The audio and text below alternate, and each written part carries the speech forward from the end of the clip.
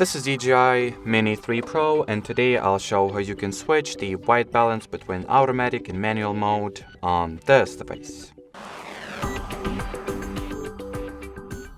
So to start, you will need to launch the flying interface here. Launch the DJI Fly app first, then open the flying interface, either on your remote controller or on your phone.